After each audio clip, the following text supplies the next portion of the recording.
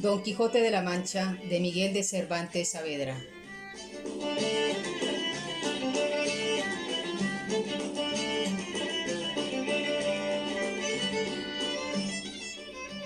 Entrega 16.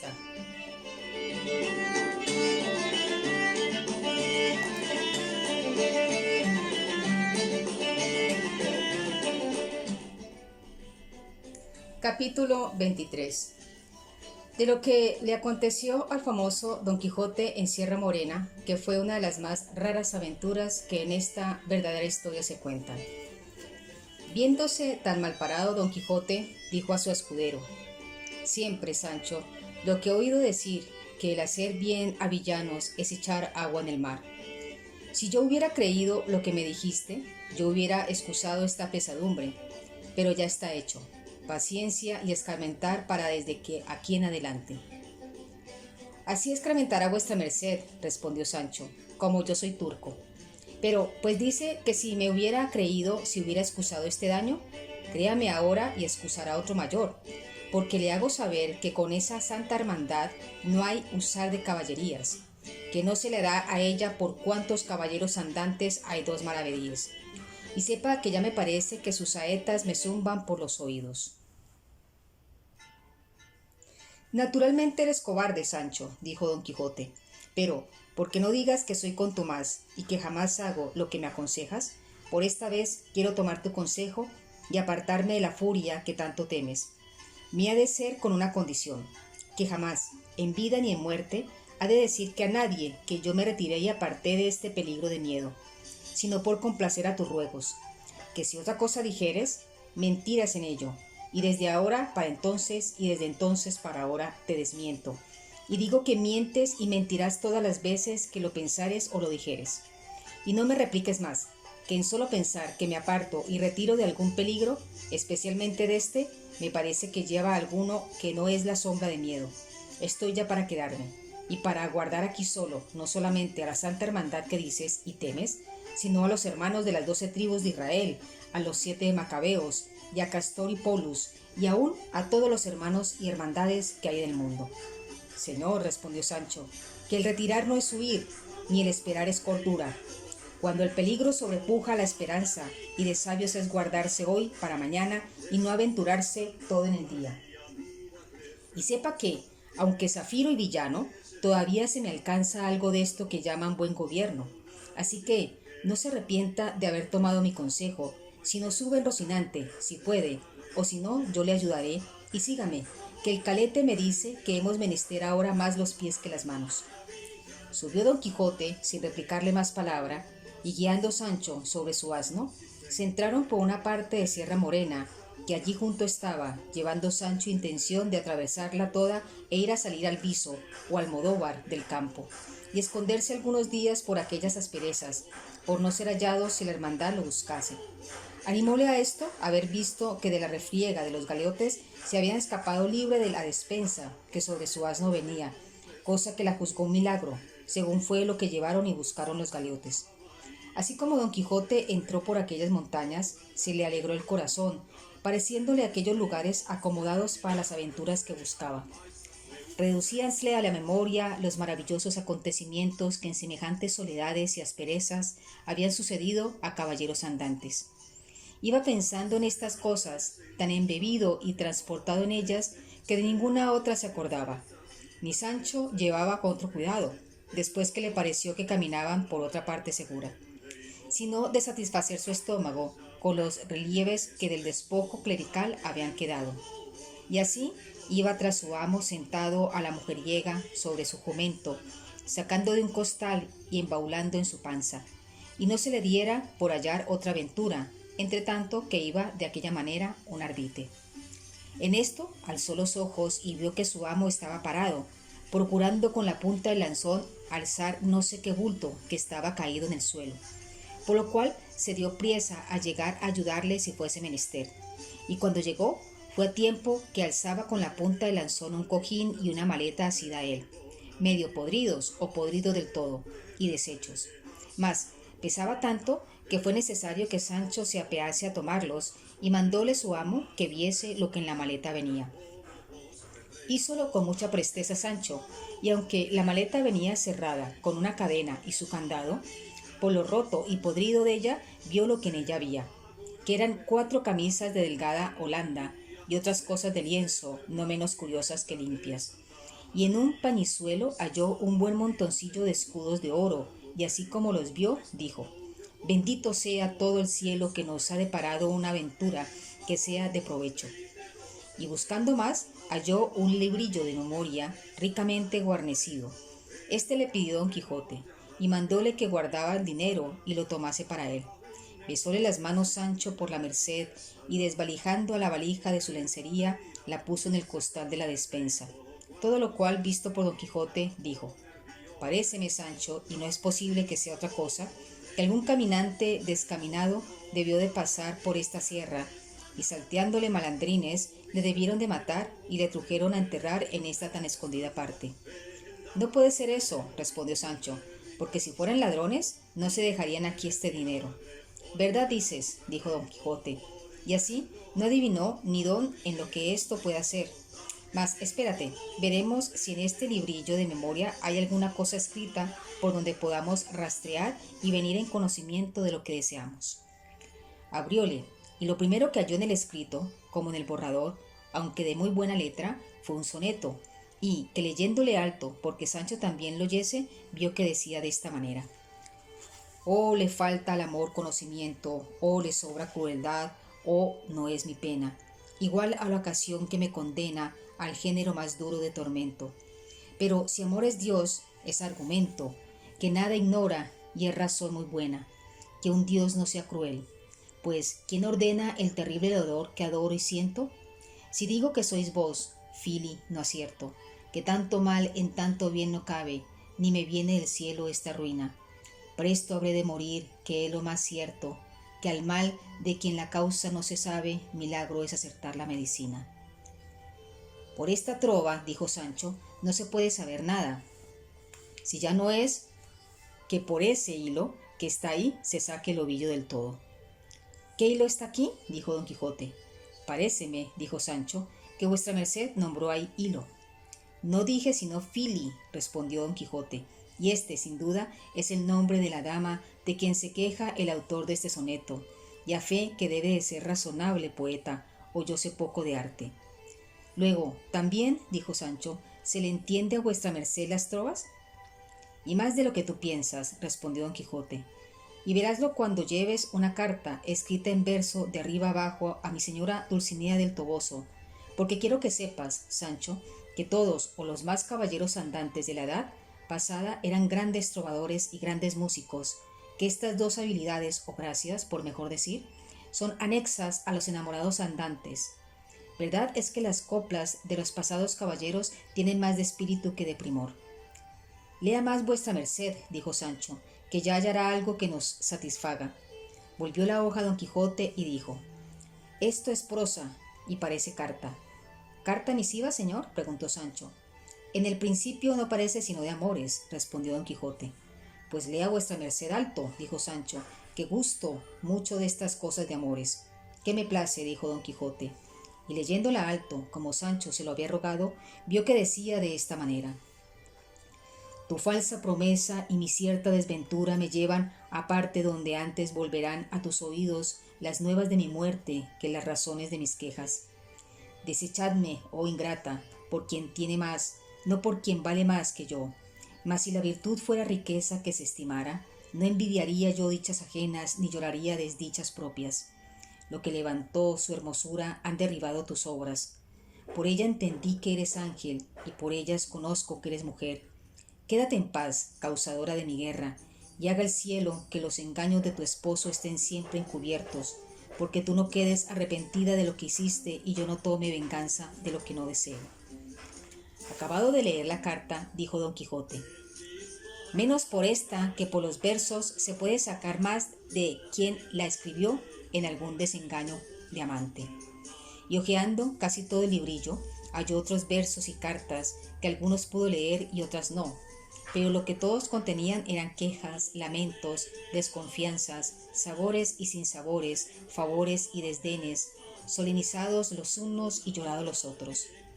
En tanto que don Quijote pasaba el libro, pasaba Sancho la maleta, sin dejar rincón en toda ella, ni en el cojín que no buscase, escudriñase e inquiriese, ni costura que no deshiciese, ni vedija de lana que no escarmenase, porque no se quedase nada por diligencia, ni mal recado. Tal golosina había despertado en él los hallados escudos que pasaba de ciento. Y aunque no halló más de lo hallado, dio por bien empleado los vuelos de la manta, el vomitar del brebaje, las bendiciones de las estacas, las puñadas del arriero, la falta de las alforjas, el robo del gabán y todo la hambre, sed y cansancio que había pasado en servicio de su buen señor, parecióle que estaban más que re bien pagado, con el merced recibida de la entrega del hallazgo. Con gran deseo quedó el caballero de la triste figura de saber quién fuese el dueño de la maleta, conjeturando, por el soneto y la carta, por el dinero en oro y por las buenas camisas, que debía de ser de algún principal enamorado, a quien desdenes y malos tratamientos de su dama debían de haber conducido a algún desesperado término. Pero, como por aquel lugar inhabitable y escabroso no parecía persona alguna de quien poder informarse, no se curó de más que de pasar adelante, sin llevar otro camino que aquel que Rocinante quería, que era por donde él podía caminar, siempre con imaginación que no podía faltar por aquellas malezas alguna entraña aventura. Yendo pues con este pensamiento, vio que, por encima de una montañuela que delante de los ojos se le ofrecía, iba saltando un hombre, de risco en risco y de mata en mata, con extraña ligereza. Figurósele que iba desnudo, la barba negra y espesa, los cabellos muchos y rabulados, los pies descalzos y las piernas sin cosa alguna. Los muslos cubrían unos calzones, al parecer de terciopelo leonado, mas tan hechos pedazos que por muchas partes se le descubrían las carnes. Traía la cabeza descubierta, y aunque pasó con la ligereza que se le ha dicho, todas esas menudencias miró y notó el caballero de la triste figura, y aunque lo procuró, no supo seguirle, porque no era dado a la debilidad de Rocinante andar por aquellas asperezas, y más siendo él de suyo pisacorto y flamático. Luego imaginó don Quijote que aquel era el dueño del cojín y de la maleta, y propuso en sí de buscarle, aunque supiese andar un año por aquellas montañas hasta hallarle. Y así mandó a Sancho que se apease del asno y atajase por una parte de la montaña, que él iría por la otra, y podían así topárselo, con esta diligencia, con aquel hombre que con tanta priesa se les había quitado de delante. No podré hacer eso, respondió Sancho, porque en apartándome de vuestra merced, luego es conmigo el miedo, que me asalta con 1000 géneros de sobresaltos y visiones. Y sírvale esto que digo de aviso, para que de aquí en adelante no me aparte un dedo de su presencia. Así será, dijo el de la triste figura, y yo estoy muy contento de que te quieras valer de mi ánimo, el cual no te ha de faltar, aunque te falte el ánima del cuerpo. Y vente ahora tras mí poco a poco, o como pudieres, y haz de los ojos laternas. Rodeemos esta cerrezuela, quizás topemos con aquel hombre que vimos, el cual, sin duda alguna, no es otro que el dueño de nuestro hallazgo. A lo Sancho respondió: harto mejor sería no buscarle, porque si le hallamos y acaso fuese el dueño del dinero, claro está que lo tengo que restituir, y así fuere mejor, sin hacer esta inútil diligencia, poseerlo yo con buena fe hasta que, por todavía menos curioso y diligente, pareciera su verdadero señor. Y quizás fuera tiempo que lo hubiera gastado, y entonces el rey me hacía franco. Engañaste en esto, Sancho, respondió don Quijote, que ya que hemos caído en sospecha de quién es el dueño, cuasi adelante, estamos obligados a buscarle y volvérselos, y cuando no le busquemos, la vehemente sospecha que tenemos de él, lo sea, nos pone ya en tanta culpa como si lo fuese. Así que, Sancho amigo, no te dé pena que le busquemos, por lo que a mí se me quitará si le hallo. Y así picó a Rocinante y siguióle Sancho con su acostumbrado jumento, y habiendo rodeado parte de la montaña, hallaron en un arroyo, caída, muerta y medio comida de perros y picada de naranjos, una mula ensillada y enfrenada. Todo lo cual confirmó en ellos más la sospecha de que aquel que huía era el dueño de la mula y del cojín. Estándole mirando, oyeron un silbido como el de pastor que guardaba ganado, y a deshora, a su siniestra mano, parecieron una buena cantidad de cabras, y tras ellas, por encima de la montaña, pareció el cabrero que las guardaba, que era un hombre anciano. Dióle voces don Quijote y rogóle que bajase donde estaba. Él respondió a gritos que quién les había traído por aquel lugar, pocas o ningunas veces pisado sino de pies de cabra o de lobos o otras fieras que por allí andaban. Respondióle Sancho que bajase, que de todo le darían buena cuenta. Bajó el cabrero y en llegando a donde don Quijote estaba, dijo: apostaré que está mirando la mula de alquiler que está muerta en esta hondonada, pues a buena fe que hace ya 6 meses que está en ese lugar. Dígame, ¿han topado por aquí a su dueño? No hemos topado a nadie, respondió don Quijote, sino a un cojín y a una maletilla que no lejos de este lugar hallamos. También la hallé yo, respondió el cabrero, mas nunca la quise alzar ni llegar a ella, temeroso de algún desmán y de que no me la pidiesen por harto, que es el diablo sutil, y debajo de los pies se levanta a lo madre cosa donde tropieza y calla, sin saber cómo ni cómo yo. Eso mismo es lo que yo digo, respondió Sancho, que también la hallé yo, y no quise llegar a ella con un tiro de piedra. Allí la dejé y allí se queda como estaba, que no quiero perro con encerro. Decidme, buen hombre, dijo don Quijote, ¿sabéis vos quién era el dueño de estas prendas? Lo que sabré yo decir, dijo el cabrero, es que habrá al pie de 6 meses, poco más o menos, que llegó a una majada de pastores, que estará como 3 leguas de este lugar, un mancebo de gentil talla y apostura, caballero sobre esa misma mula que aquí está muerta, y con el mismo cojín y maleta que decís que hallaste y no tocaste. Preguntamos que cuál parte de esta sierra era la más áspera y escondida. Dijimosle que era esta donde ahora estamos, y es ansí la verdad, porque si estáis media lengua más adentro, quizás no acertéis a salir, y estoy maravillado de cómo habéis podido llegar aquí, porque no hay camino ni senda que a este lugar encamine. Digo pues que, en oyendo nuestra respuesta, el mancebo volvió las riendas y encaminó hacia el lugar donde le señalamos, dejándonos a todos contentos de su buen talle y admirados de su demanda y de la priesa con que le veíamos caminar y volverse hacia la sierra. Y desde entonces nunca más le vimos, hasta que desde allí a algunos días salió el camino a uno de nuestros pastores, y sin decirle nada, se llegó a él y le dio muchas puñadas y coces. Luego se fue a la borrica del harto y le quitó cuanto pan y queso en ella traía, y con extraña ligereza, hecho esto, se volvió a emboscar en la sierra.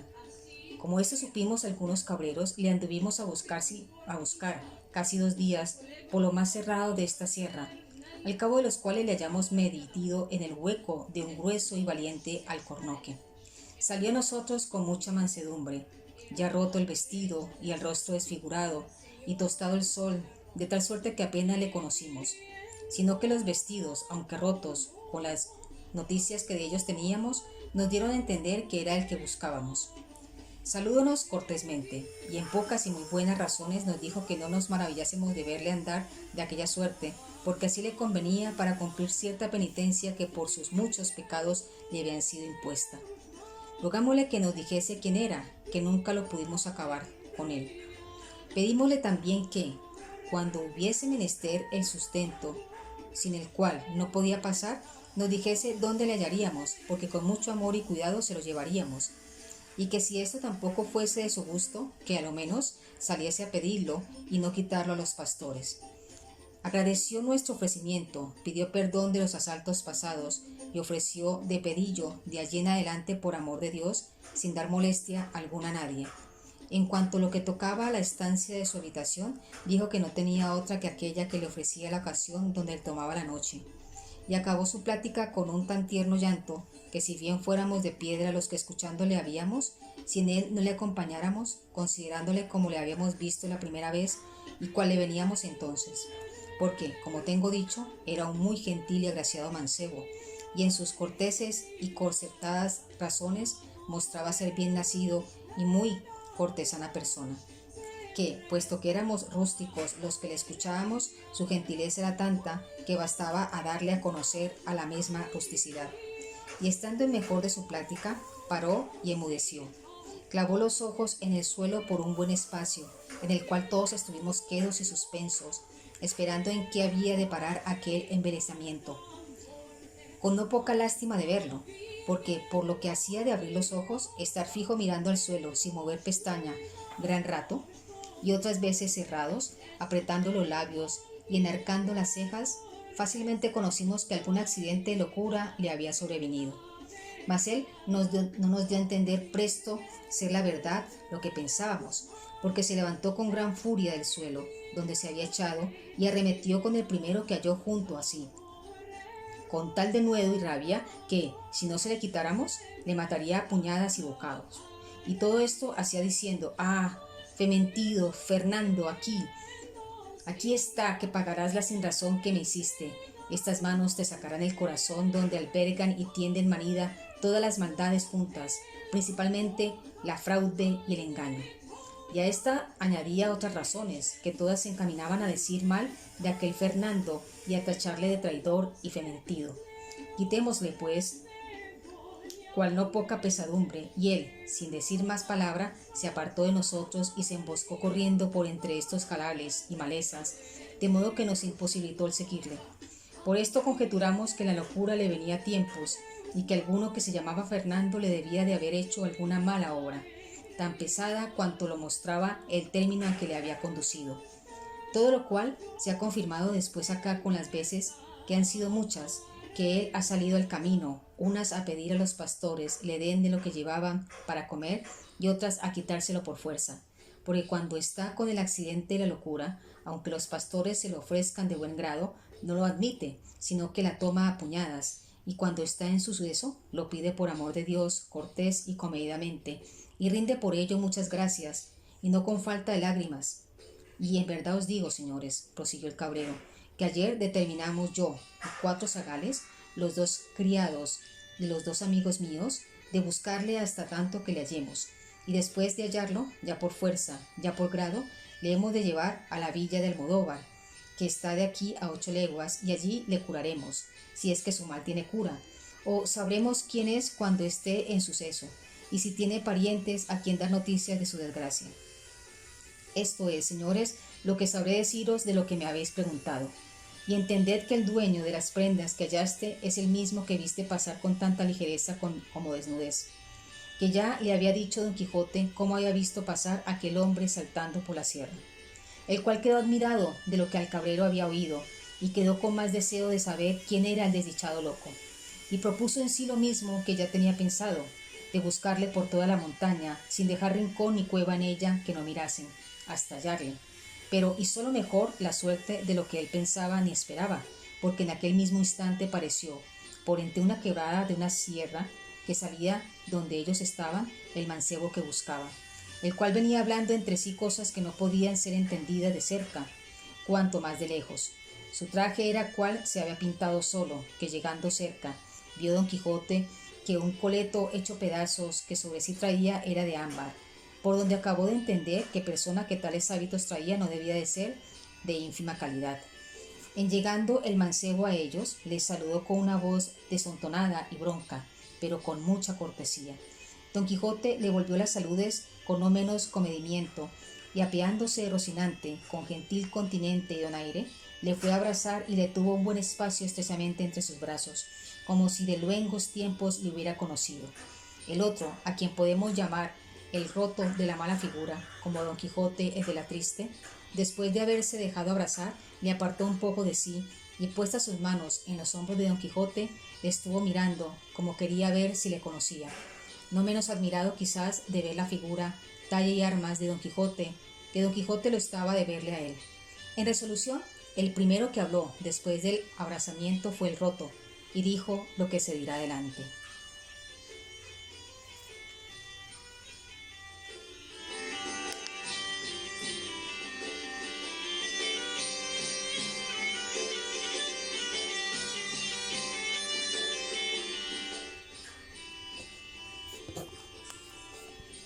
Y a vuestras mercedes esperad la entrega número 17.